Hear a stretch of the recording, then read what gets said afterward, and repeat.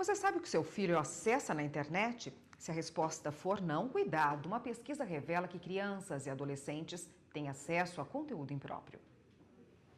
Segundo o Comitê Gestor da Internet no Brasil, 22 milhões de crianças e adolescentes usam o celular para pesquisar, jogar e navegar online. A pesquisa ouviu quase 6 mil jovens em todo o país, entre novembro do ano passado e junho deste ano.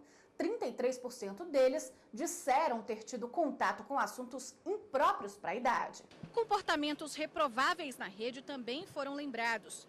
Bullying por raça, cor e aparência física foi citado por 41% das crianças e adolescentes. Os especialistas recomendam limitar o uso e supervisionar o acesso.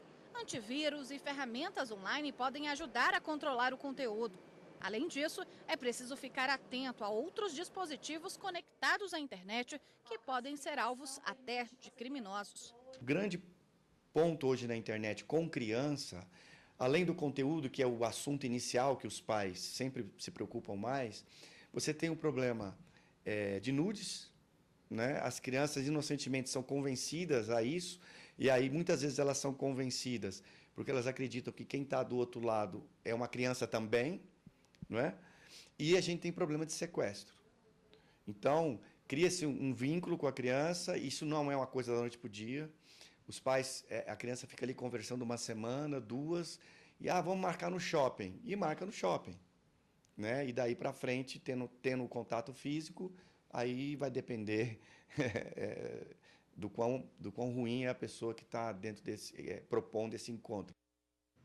Pois é, para falar sobre esse assunto está aqui no estúdio o advogado especialista em direito digital, Fabrício da Mota Alves. Boa tarde, doutor. Boa tarde, Érica.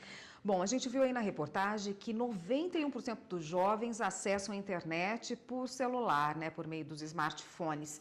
E esses jovens de 9 até 17 anos.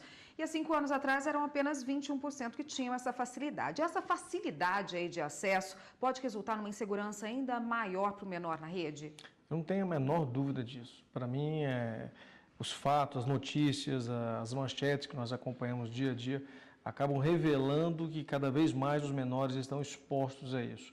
Os números são até bastante impressionantes, realmente, num espaço de 5 anos, um crescimento absurdo. E, fatalmente, esse crescimento não é acompanhado de uma cultura, de uma educação, nem dentro do seio familiar e nem fora, nem na própria escola. Não há esse acompanhamento. A tecnologia, ela avança cada vez mais, uma velocidade progressiva de inovação, e a sociedade, muito embora seja sempre ávida a consumir, ela não é tão habilidosa para compreender, para refletir sobre as consequências desses instrumentos. Um celular com internet livre e desimpedida nada mais é do que um instrumento.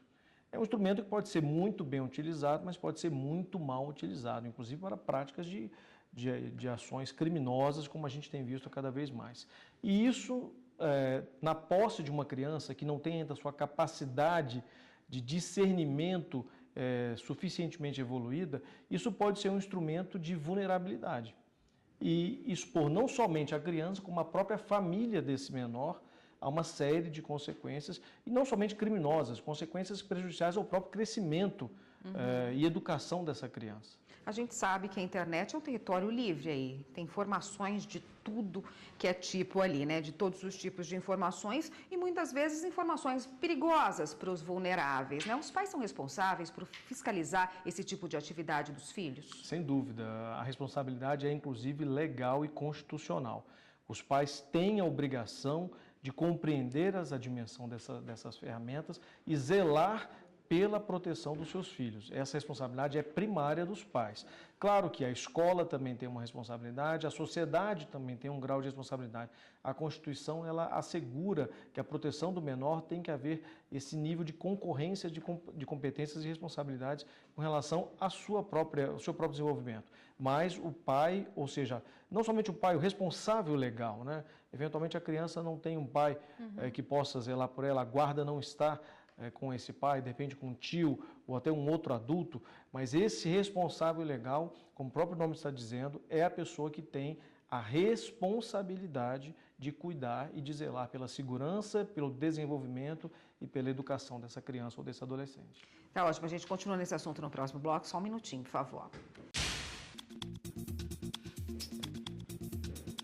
O Jornal da Justiça está de volta e continuamos aqui a nossa conversa com o advogado especialista em direito digital, Fabrício da Mota Alves, que hoje conversa com a gente a respeito do acesso fácil à internet por menores de idade, principalmente aí de 9 a 17 anos. A gente sabe que nos mecanismos aí no computador em casa, no notebook ou no desktop, dá para a gente fazer uns ajustes lá e restringir o acesso a algumas páginas. E quando esse celular é dado para a criança, é dado para o adolescente, como fazer isso? Como fiscalizar? Realmente é um desafio para o próprio pai. Ainda que ele tenha um conhecimento, toda a cultura dentro de casa mesmo, no sentido de monitorar o conteúdo, monitorar as ações, estabelecer horários, etc, etc. Ainda assim, o dispositivo está cada vez mais potente e capaz de realizar todas as operações do seu portador, do seu titular.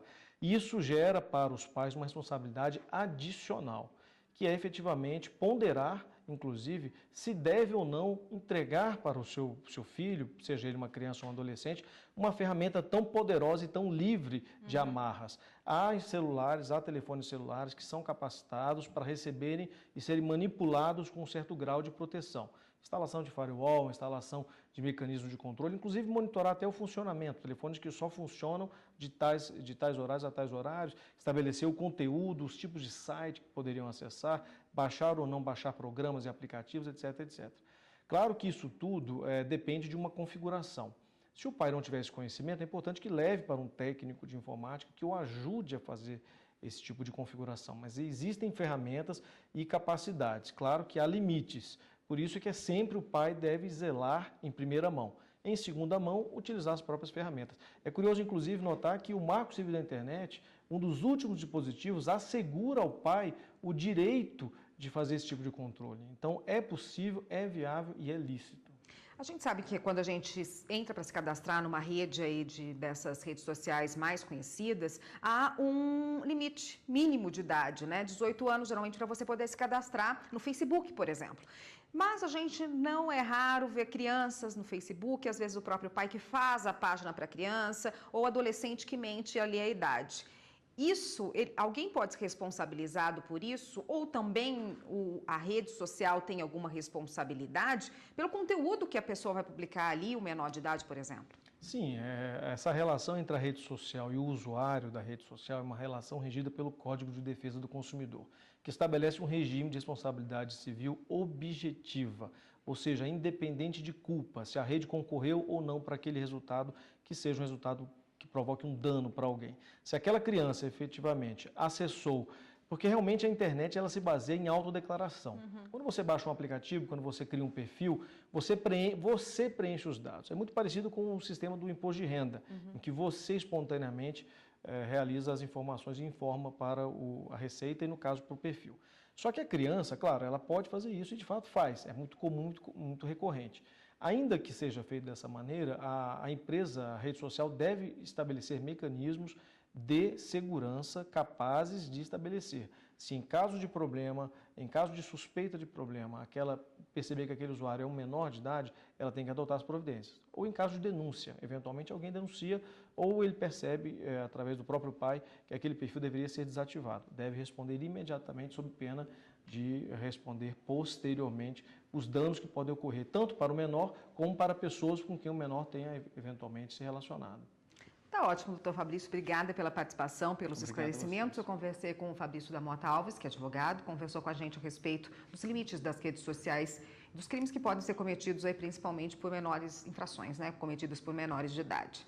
Obrigada, doutor. Obrigado. Até uma próxima. Até.